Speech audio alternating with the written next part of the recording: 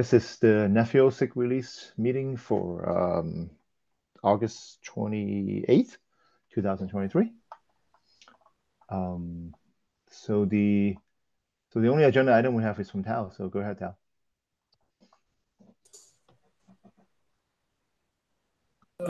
Give me just a small minute. I'm still switching between SIG meetings. Oh, okay. Um, Oh, is the other meeting still uh, going on? There was a SIG. Oh, this is. I thought we stopped recording. I actually dropped out of the SIG meeting. no, it's done. I'm just Okay. various chats Mentally, continue. mentally still there. Um, I do not have it ready yet. I'm sorry. I thought actually I made a mistake. I thought this would be in my mind. I thought it would be in the SIG automation meeting. So I scheduled actually for today to work on it. So sorry. So we get time back, and we're going to actually have some happy hour going on now. It's actually not bad. Otherwise, Charles, we could do you mind? We could do it. Could we just have a free-flowing discussion? Yeah, Because we could. SIG You know what? automation, I'm pretty sure this week's SIG automation will be very busy with R2. We'll Yeah. not have Yeah. perspective. You're right. No, I just in my brain I confused it. You're absolutely right. Yeah. So probably You we know can what? just have a free-flowing discussion and make some Yeah. points. Bala probably has a very good perspective of Actually, what do you want I'm to gonna give me like 3 minutes, and I'm actually gonna put my document that I have right now, the draft, in the Nephew folder, and we can just all look at it. Okay. So Okay. chat amongst yourselves. Give me a minute. Yeah. It takes. So I guess we can kick off with Bala. Do you have any things that you want to see changes for Yeah, from our one? given the circumstances, obviously, I think we did good in R1. But obviously, there is, I think everybody, in my view, on what really worked the best was the sense of community and feeling of the community. I mean, how everybody chipped in, uh, whether in all different SIGs. I mean, we were say wherever we need to do something on the CI/CD stuff, GitHub stuff, or even I know a lot of people are traveling from Europe to US and they had to do some work. For example, Dennis and Rado was working some crazy hours, things like that. So basically, the sense of community was strong, and everybody wanted to chip in. Even for example, we saw the contribution from Orange that came in later that we were able to put in all other functions of 5GC. So it was very organic and everybody was motivated. I think that was the biggest thing. The building of the community was the biggest plus in our first release. And obviously the leadership from Google was awesome. All of you guys, John, Stephen, Tal, all you guys, and obviously the Wim, the rock star. uh, so I think it was good. The few things that we could do, obviously the batteries, obviously we could plan slightly better. Obviously, I know even for the R2, it may be slightly chaotic based on how things are at this point of time. But in general, we can do a little bit more better planning for the release in terms of scope and the time it takes to do things. That's one thing. We could write our user stories slightly better as well in terms of their definitions. The other thing we could definitely do better is in our testing. Probably we can have some more automation in our testing so that we can have more confidence in our with every check-in, which obviously Rado has started making progress in that direction. The other thing I can say is obviously in our documentation, probably we can polish it up to make it more professional. So those are the few things I think that we could strive to improve on for the upcoming releases.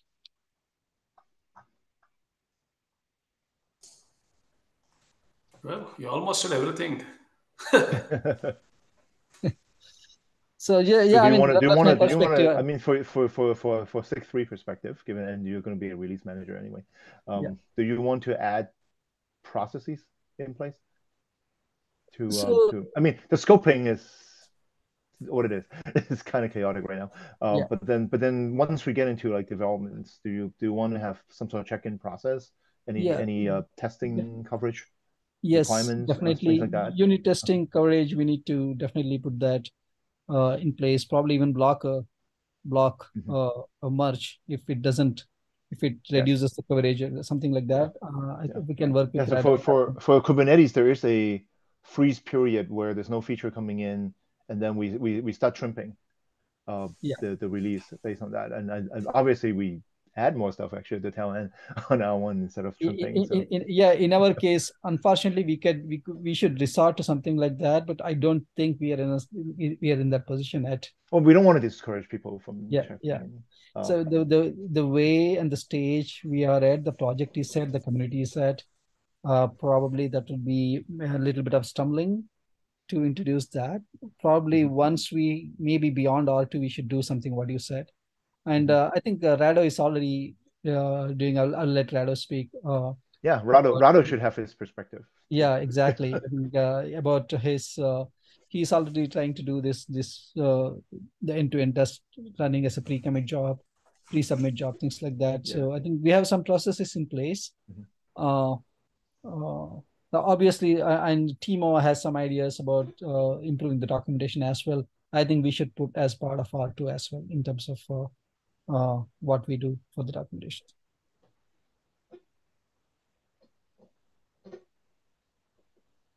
Is there anything you want to see changes, Rado? I was called to the blackboard, so yeah, here I am. Let's go with camera. Yeah, so this week I will start pushing the changes for end-to-end testing pre-commit content, and yeah, we'll see how it goes. Also, I'm finishing work on the release automation, so hopefully by the time we do 102, it will be more automatic process than it is right now. And yeah, I hope to finish this this week. So Rado, I mean, do you think we could block PR based on the unit testing coverage? To block merging automatically? Yes, for example, if it doesn't have certain level of unit testing. Yeah, absolutely. This can be added. Okay. And also there's one more thing. It's the security testing, the vulnerabilities testing, which I think it's better for scans to not be open if we find something nasty. We have to have time to fix it before we disclose to the world potential potential security problem. So these reports can be placed in a GitHub section for security through the API, which is then available for maintainers, which can then raise the alert that we have something nasty going on. So that's my next point on the list, because for R1 I've done this, the security scans, which came out clean, mostly, or without any something really nasty. So they were just pushed as artifacts, kind of typed to Docker Hub. But for a future, I will be implementing the change to keep them for at least for some time until they are addressed semi-secret. Also, the license scan was one of the big things we did at the end, and I guess if we catch it early, that's another thing to actually be good to have. Right. I'm yes. not every commit per se, but then maybe like on a pure interval basis to see which commit violated our licensing, including things they are that are pretty light. They are pretty light scans. They don't take long, so they can be run on every commit. Just to check if we're not breaking something there. What else I was thinking there? Oh yeah, right. I also thought about adding a blocker if you don't add the license preamble at the top of the field of the file you're committing. Oh yeah. So it will kind of enforce to have the uniform header, because then if you have the different, it sometimes confuses the scans for the licensing. So that's also one thing to implement. But I think for some intermediate period, I guess I will do it. So it will just issue the warning, because for now it just leaves the trace in a file after the build. So I assume like not many people are checking this, but this can be made as an optional check, and then just display the warning that it failed, but it will not block the merging. Okay. So people get used to the idea that it will have to have the header in one consistent shape. Yeah. So regarding this HashiCorp stuff, recently they changed some of the licensing for the products. So did it affect any of? It would be good to check. Probably we have some HashiCorp dependencies, which is predominantly I think Eclipse licensed, or was it Eclipse? Or something else. We needed to get the exception for that from the TSC. So, but recently, like 2 weeks ago, HashiCorp completely changed their product licensing strategy. So it would be good to see if it affected any of our dependencies. Oh, that's good. That's good to know. I will have to look into this. Yeah, they are GPL, no, BST or something like that, right? Business. No, BST, Eclipse. it's not BST. BST would have been fine. Eclipse, I think they're on Eclipse. Eclipse license. It's BSL, business. BSL now, I think BSL now. Yeah, now it's BSL, yeah. So I think our dependencies, if it has changed, then probably we may be in some sort of soup. If you build a project that is a competition to them, yeah. I think they have specific terms in the license. Right. Because probably it's good to check. Probably rather we can do that. Now I think we have very minor dependencies. I believe of like Sandeep from Arna. He had a very minor dependency on that one.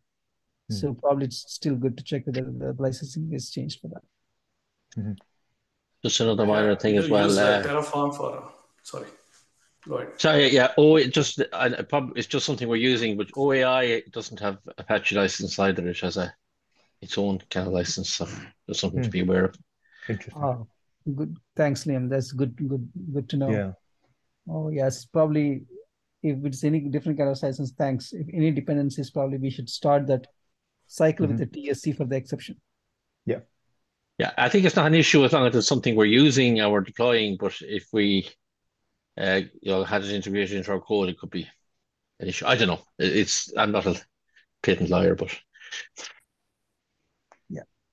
yeah. Thanks, Liam. Thanks for bringing it up. Yeah, that is such a big item for our too. So if it has any licensing conflicts, we probably want to know as early as possible. Yeah. So we will bring it to the attention of TSC if there is a need for an exception. Yeah. Okay. Hey, also, I shared the document on the chat. You'll see it's very much a draft. Yeah, that would be a starting point. Sorry, I was planning on having it completely done, at least from my perspective, later this week. But my point was that the document is a community thing, so it's any ideas on questions that you would want to ask, or even whole topics, that would be great. Since everybody is sharing their own perspective here, from a very high level, I guess I have two concerns about the R1 release. One, it's kind of understandable. From a community perspective, I feel it was very dominated by a smaller group. And this is something that has to do with how we meet and work together, time zones. There are people who just much harder for them to participate in meetings. And they want to contribute, but it's hard. And also the format of, so I'll give you a little story about the Apache Software Foundation, right? Which is, I'm a committer there. Apache refuses to have meetings. And the insistence there is that everything is asynchronous, not even chat. So email is the way to discuss. And it's slow, right? But it creates a very uniform field, right? There's no time zone preference. And, people who English might not be their first language, who aren't as confident as some of us are in raising their hand and participating in meetings, would feel maybe there's more room, right? Especially, some organizations, Oasis, for example, does have meetings, but they insist that video cams would be off, right? There are all these efforts and ways to make sure that the environment is maybe more welcoming and open and less distressing for people, right? So I'm wondering if we did a really good job with that, because the result was that we hear a lot of the same voices again and again in the community. And I know, and a lot of you know too, we have a lot of private discussions on Slack, people talking about things. People are sometimes shy about bringing it up in any of the SIG meetings or groups. And that's something that I feel we really need to improve on. I'm not sure exactly what, but I want to survey the community and see if if people feel that this needs to be improved. And the second, more in terms of scope and what we actually achieved, R1 was very, very much focused on, Google Seed Code and Porch and the shift left perspective and getting all that straightened out. And as everybody knows, Porch is still an alpha, right? That was part of Orange's comments as well on their own retrospective of R1. And we were doing a lot of the improvements for Porch and that whole system while we were developing Nephio R1. So a lot of, I think, of energy went to that. Things are absolutely changing now with R2. If some of you have been just at the SIG1 meeting before this, where, for R2, the net has been put very, very wide. We're really looking at telco use cases very broadly. So I do know that this is going to change, right? So there's a real change in tone, I think, in the whole project after R1. So it's not so much a comment that R1 was a problem. We did what needed to be done, but rather saying that I don't think our experience with R1 is very representative of what our experience is going to be from now on. I think things are going to be a little bit more different. We're going to be doing a lot more integrations with more telco-specific use cases, RAN, of course. And also, we were limited to only having free 5GC, right, which is so limited in its scope. Now we're going to have the open air interfaces, components, and a lot more stuff is going to start to be available. So, some of us are very interested in doing work on the workload cluster side. So the operator SDK and all that. So yeah, so I guess my point is R1 is not very representative of where Nephio is going to be, but that's just my own personal opinion. And I don't know if everybody sees it exactly that same way. So those are kind of my two big points. Thanks. Niam has his hand up. Go ahead. Yeah, I just wanted to give my reflection a little bit on this, because I've been I've been developing software for a very long time, and so first thing about R1 is the time for design was far too short. I think that caused a lot of the problems because everybody was under pressure to get something out. And unfortunately, I'm very worried that we're going to have the same situation in R2. I think 3 sprints is notoriously short, even to do the things that we must do. And funnily for me, the things that we must do are nothing to do with the use cases. I actually think the use case matter, but the way that we actually handle an arbitrary workload is the most important things that we need to sort out in Nephio. And it's actually handling references for me is the real thing that we should be focusing on, maybe as a SIG automation group in R2. I think the biggest thing I struggled with, just talk about my own personal experience with, was the technology. Uh, I wouldn't have. I had kind of a user's kind of view on Kubernetes before this. I think but the hardest thing to get a handle on was the Google container to get how Porch config sync kept worked. And it was only when I actually dug down and stepped through a package being deployed and looked at the Kubernetes. You really have to understand Kubernetes pretty in depth, down to resource levels, know what an operator is, know how the really what you're doing is you have a CRD is something that it's really a notification pattern. It's kind of a synchronous notification pattern. Nothing new there. It's been done for decades, but it's to actually know and get and see how things are going. I struggled with that, I have to say. Only now maybe I have a little bit more confidence. Go and Go wouldn't be a big deal to me. Go is just another language. Okay, you have to learn how the packaging works, learn how the linking works, blah. Let's do another one. Yeah. Add it to but it's still a novice at it. But from that point of view, the speed at which it was going, the speed at which reviews were going through, the size of the reviews, like these are all, classic. If you read any, why is a project, what should you not do in a project? These are the classic things, large reviews. Um, we definitely need to improve on that. But if we have only three strengths in the project, that is going to happen again. Because I've been there, I've been on the other side, I've been the expert pushing through projects, trying to get them out on time. And you have to leave people behind. And I understood that in the R1 context. But if it's a case of bringing on people and whatever, having a 3 sprint time frame for R2, if the objective is as well is to bring people on and get people, into the community and get widen the net of the real technical people involved, then I think having a 3 sprint project is something that I would have thought that the late January timeframe would be much more realistic given the Thanksgiving time in America, and then Christmas here is a week.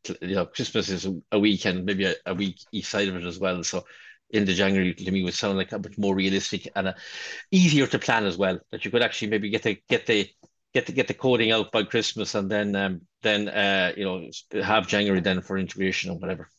That's my kind of off the cuff comments. Yeah, I think it was the November day was originally said, let's have another release this year. And then I actually by Kaushik. And then later on, Kaushik also mentioned that maybe January is more realistic. But then let's not give us wiggle rooms by saying that we'll definitely slip. So we'll still targeting for November. But then Niam, after learning about this, you're not having you currently on your perspective right now, after having learned all this porch cap stuff, do you actually have second thoughts about using this technology? No. I mean, no, I don't have any second thoughts about it. It's just like it's for me.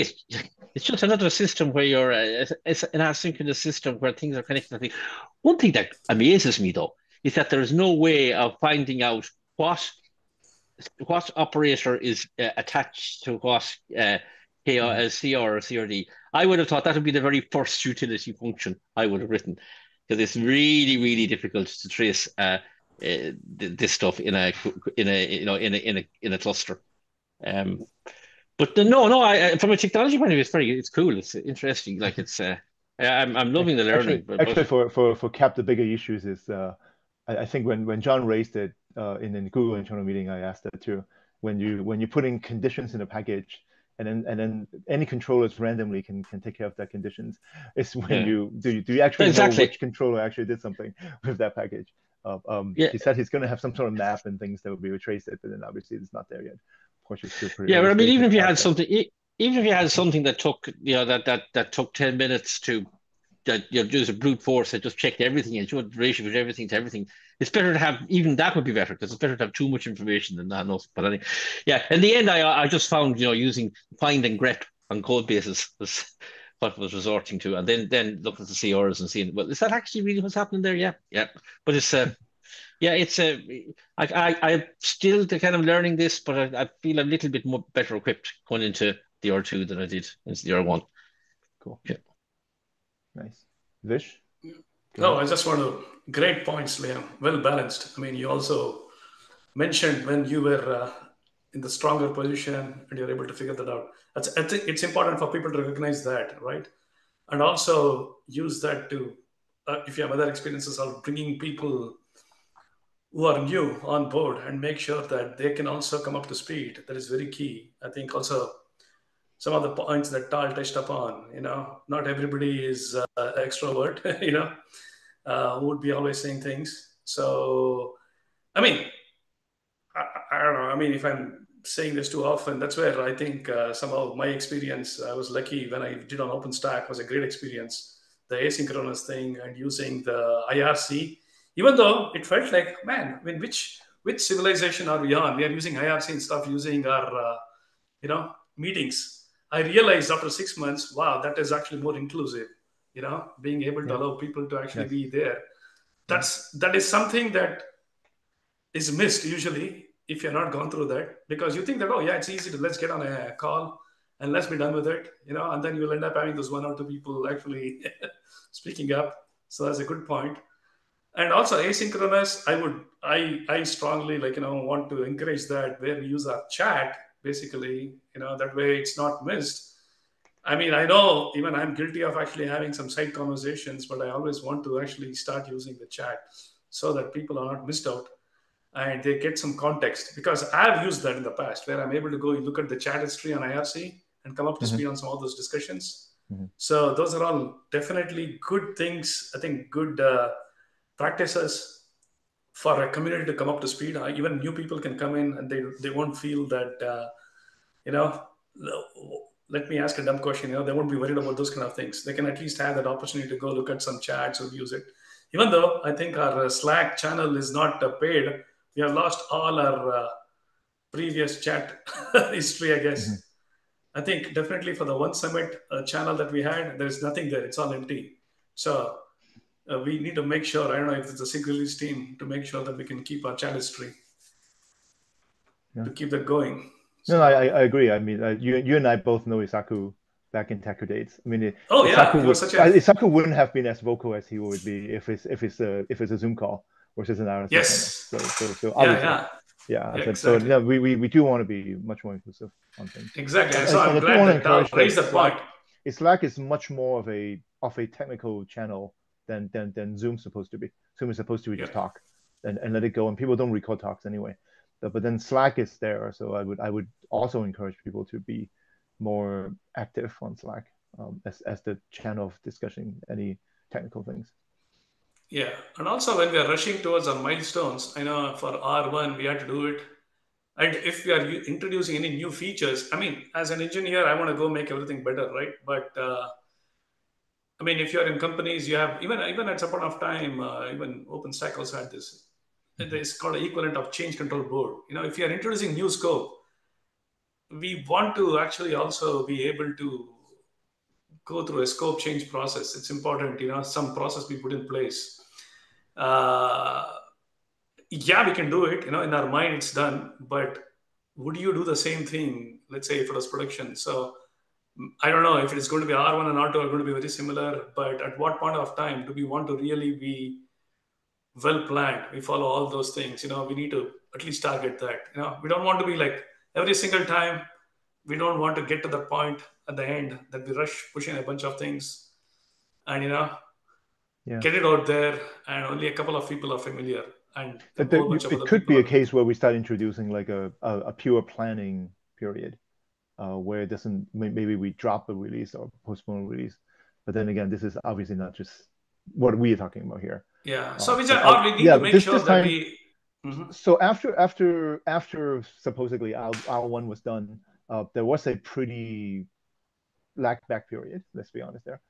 That's like, well, not slacking, but it's a little bit of a relaxed period. And then we didn't use it for planning, but then again, John and I talked about it and said this is obviously a well-deserved break for the community after Correct. rushing everything. And then now we suddenly say we have to do a release in November, and then we only have 3 sprints left on development. So that's obviously not the kind of things that we want to do for exercising. Yeah, I just want to make sure that when code is being pushed in reviews, I know we want it in there. We need to give some reasonable amount of time for people to come up to speed by looking at PRs. I learned, at least in OpenStack, my only way of learning was to review the PRs, go look at somebody else's comments, pull the PR, test it out, and come up to speed. That is what helped me. It took me like a good 9 months or something, but it gave me an opportunity to come up to speed.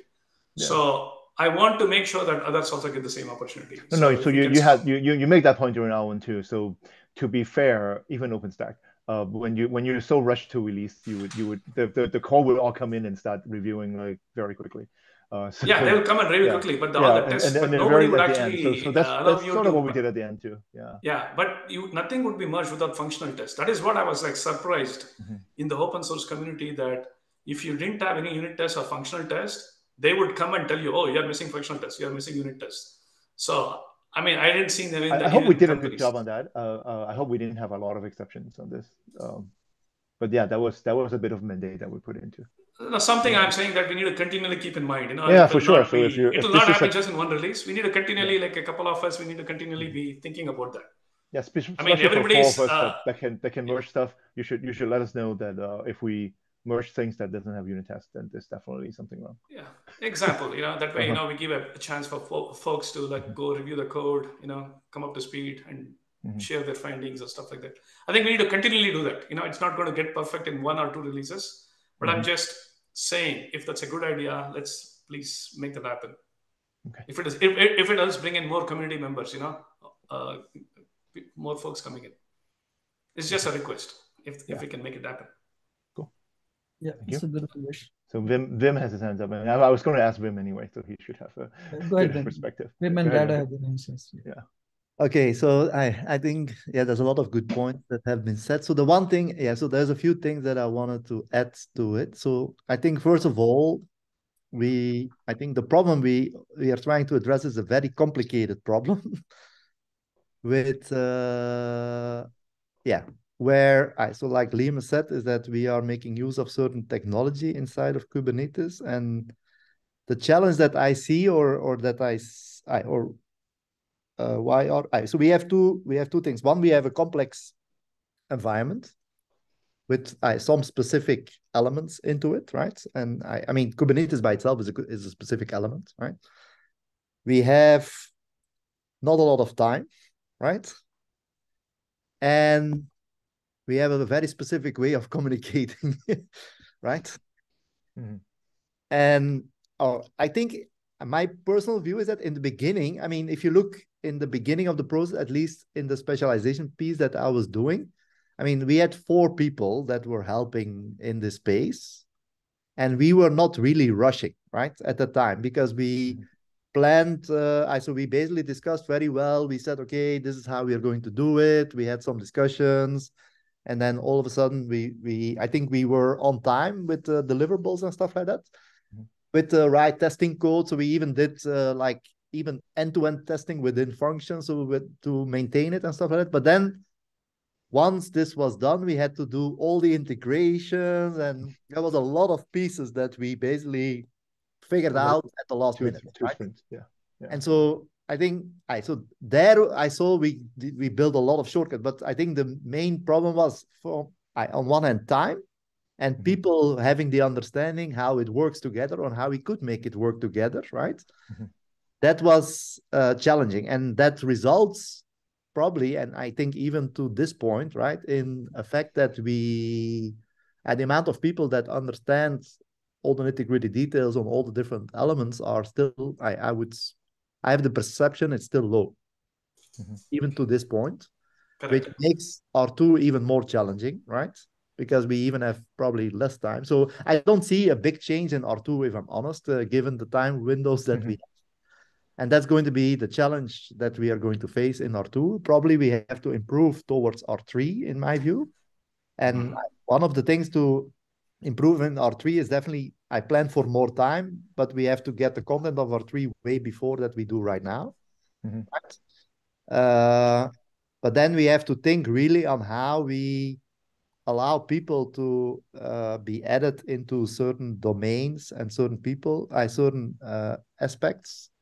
That's because okay, maybe I'm naive, but it's hard to bring in people for the whole thing in the beginning. So we probably have to focus them and maybe rotate them. Like Antu at some point asked, okay, can I be more involved in other areas and so on and so forth. So we have to build the environment to allow that. And I don't think, given the pressure, and then, okay, we basically took a little bit of a break, which was probably needed. I think I'm afraid that for R2 we are not going to change much, personally, but we have to find ways to improve on that, because otherwise I don't think it's sustainable the way we are doing right now. So we have to find ways to change and I'm not expecting it to be happening in R2 personally, but we have to start planning for it for R3. Yeah, I think that's where I think the people that are vocal here are the same people. It would be good to, because I have the feeling that we need people from other places that are less vocal and ask their opinion. Because these are the people we have to get involved somehow. And we have to plan for that, right? So that's a little bit my perspective on it. I do agree with Bala, is that we established a community, or at least a start point. But to be able to grow this and to sustain this, we have to do various things to sustain this and to be able to scale. Correct. No, it looks very clear to me that R3 needs to be pushed all the way down to maybe like Q3 next year or something like that. So maybe we only have one release next year, which is R3, and then that will give a little bit of time to plan and then put guys in place to be committed to certain things. Yeah, but then again, there's a combination of SIG 1, SIG 2, and SIG 3. All of us would have to go and ask that this is the assumption that we're looking for. But here is my view, Stephen, right?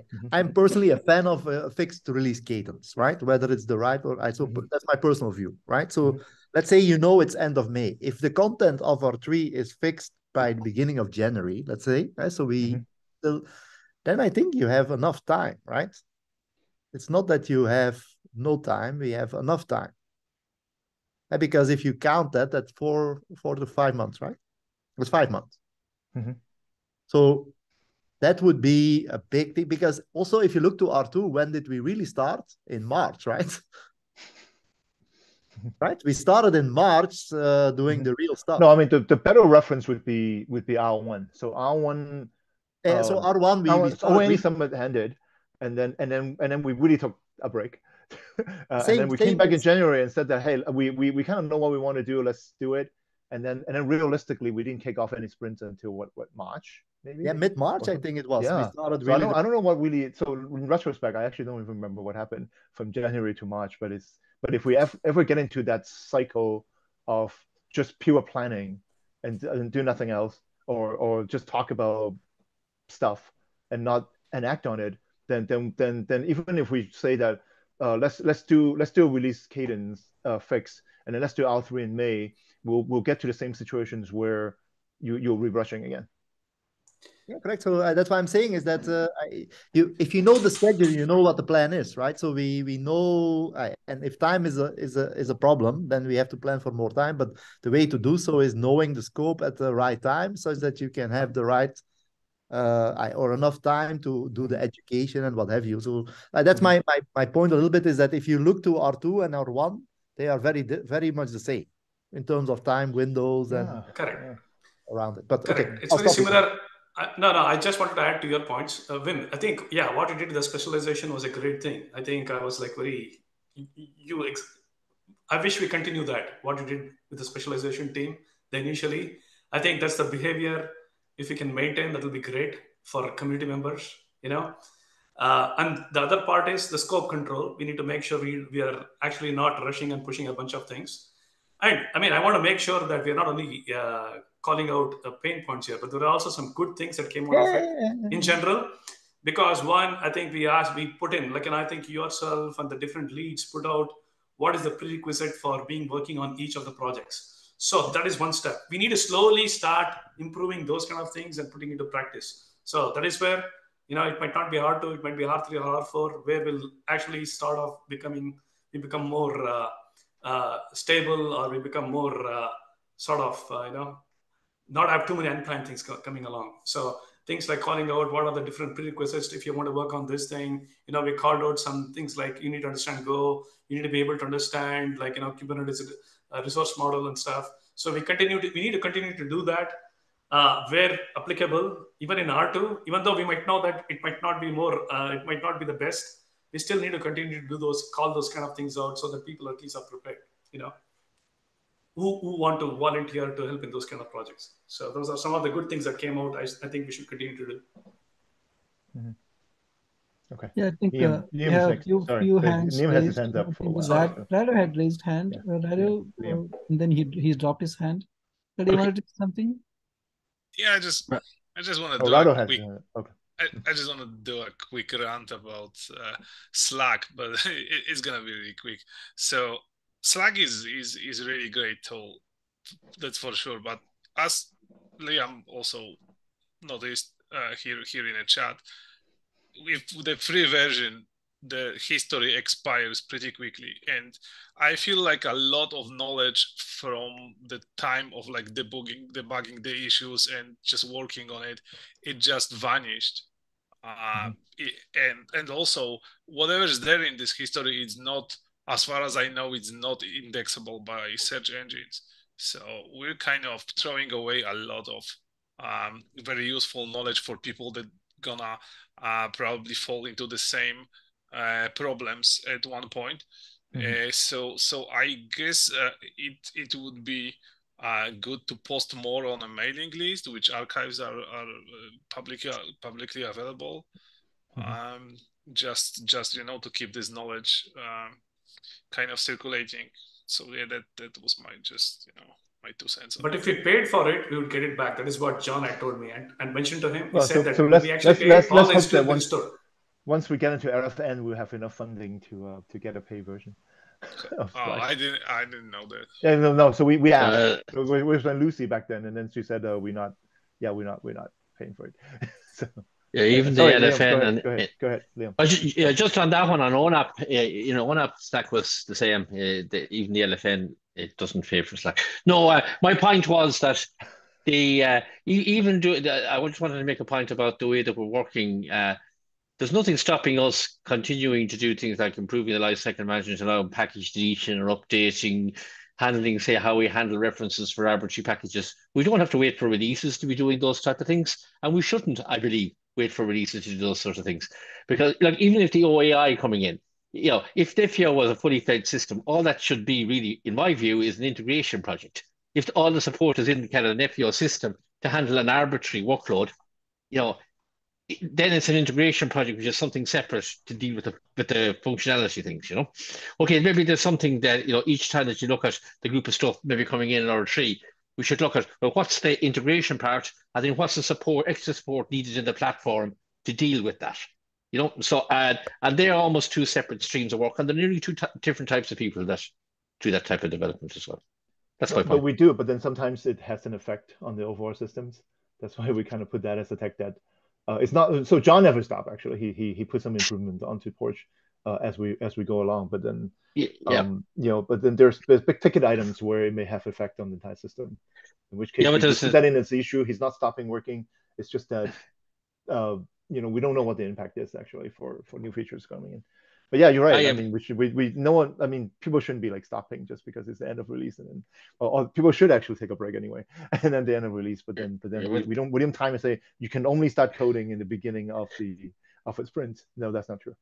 Then some of the things that aren't there and that aren't getting any focus on R1 are showstoppers from taking this and putting it into a real into a real running system, like full life cycle management, being able to delete things.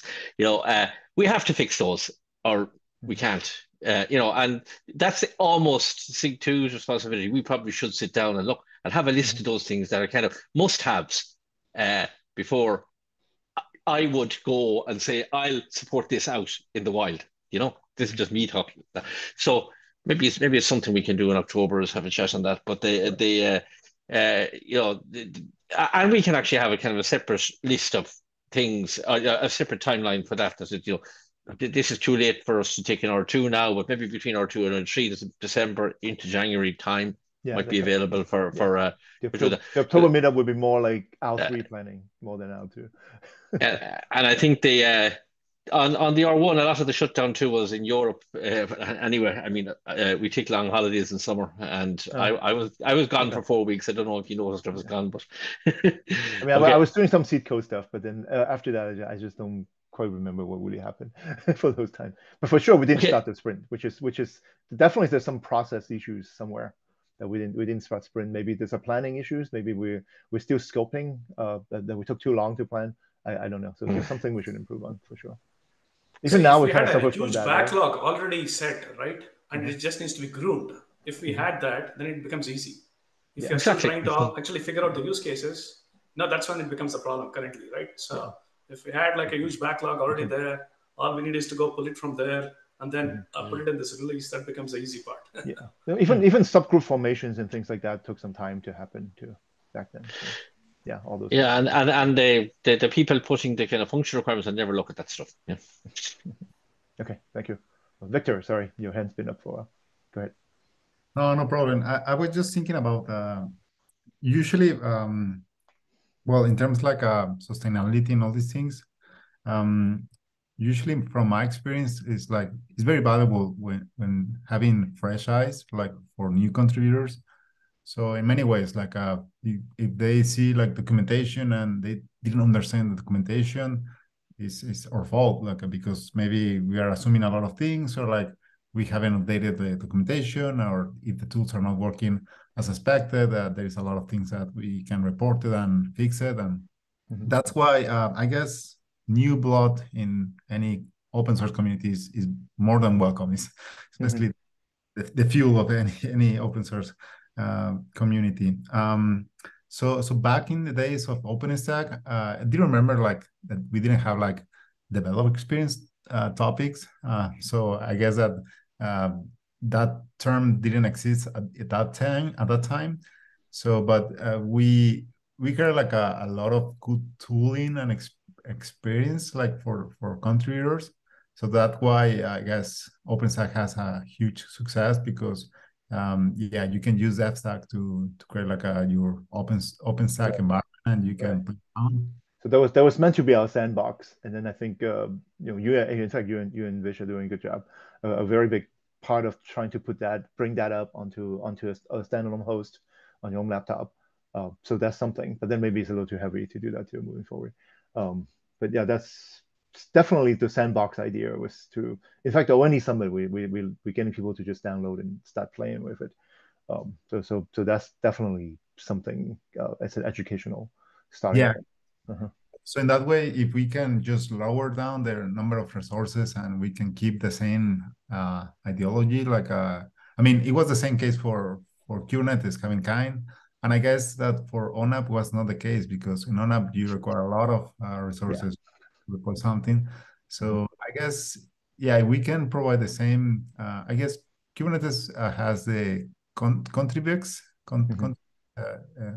term, like we can follow the same thing. Like I mean, Slack is also part of that experience. Like IRC is very limited in terms of posting logs and information and create threads and things like that. So, but yeah, in general, I guess that we have to invest a little bit more in that experience, like trying to facilitate new contributors, because in that way we can understand like a different aspects. Like for example, last week, I know Beach has been playing around with Fedora, and he has discovered a lot of things, and we like that give kind of feedback. Like we want to explore like different situations or different scenarios, and I guess that can harden in the code that we have it. Okay, that was my 2 cents on that. Yeah, it makes sense. It's actually on more like squarely on our SIG to make this happen, to make tool chains and things easier for folks to get on board. For sure. Tal. It's left, Tal. Yeah, 2 minutes. Oh yeah, so I'll try to make it quick. So yeah, just to kind of get back to a lot of the topics we discussed. We mentioned the sub projects that we did in R1 were we highlighted the good things about them, right? We were able to create smaller teams that were very effective, right? The specialization team did a lot, but there was a trade-off, right? There were a lot of different meetings, a lot of different channels. People were kind of siloed within their specific area where they were working. It was just impossible to have enough time to actually participate in everything, just in terms of the meetings, right? And a lot of that was a product of the crunch, right? So we created those sub projects just to be able to execute. Otherwise, we would have been paralyzed, I think. But here's the thing about community, right? Community is very slow. I sometimes mention that if we're just 5 of us in the project and we were in a room together, we could have done everything so much faster, right? But the advantages of the community approach are not speed, they're consensus and agreement on design, and feedback. So everybody has their part in. But what happened in R1 was that in these individual silos, a lot of decisions were being made like cowboys, right? Very fast and loose, right? And kind of not with a lot of visibility for the whole project, right? So something came out in the end that was effective, but it wasn't really from a community consensus, right? And everybody probably has things that they're worried about that other people did that they're like, but there was no time to stop and reflect and get community approval for things, right? So I don't think that was a healthy part of it, right? I felt disconnected personally from a lot of decisions being made. And, we were told again and again by our co-chairs that, there's just no time to discuss everything and we just need to produce something for R1. We did, right? I think we can pat ourselves on the back for doing that. But I'm not really sure that our result is really coming from a complete community consensus. And a lot of the questions that I put in my survey, you'll see are kind of around that to see if what I'm feeling is other people share that same feeling too. So yeah, obviously discussion, approval, proposals, everything, that slows everything down considerably. It's very frustrating for an engineer, a programmer to have to do that, to slow down. And, instead of just writing the code, you already know how it's supposed to be, but now you have to start talking to everybody about it and hearing their ideas.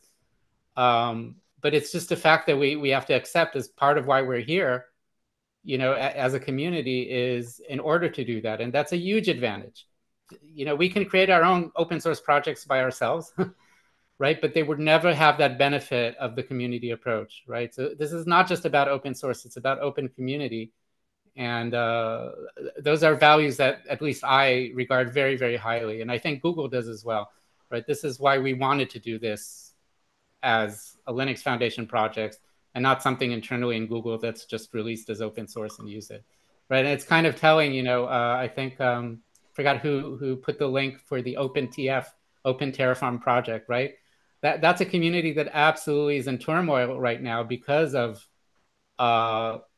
having the community really managed not by a foundation, but by a single company who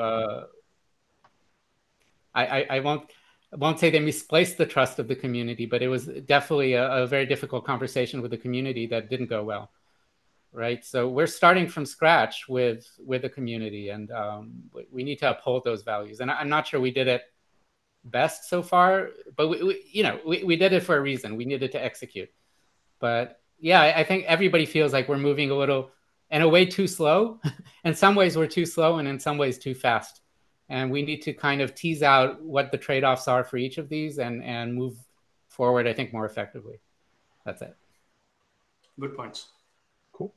So at time, I would like to recommend everyone to put their comments or suggestions, I guess, if the document's open for that, on Tao's survey for your I took retrospective. down some notes based on I mean, especially what we expressed today. If someone has the notes, or if I have to go watch the videos, not all the notes, and we discussed a lot. I took some notes, but I'm gonna put them together in the document. Yeah, or whoever make that suggestion can just go and update a document. That would be great.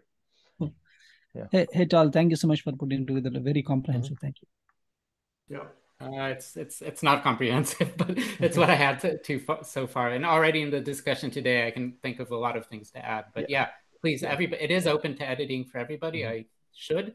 If it's not, let me know and I'll fix it. Yeah, thanks for putting this together, because it's important that we do a postmortem instead of just moving on. So always good to be. Cool. Thank you. Thank you. Thank you, guys. Bye. Yeah, thanks very much. Bye. Bye-bye. Thanks, everybody. Bye. Bye. Cheers. Bye-bye.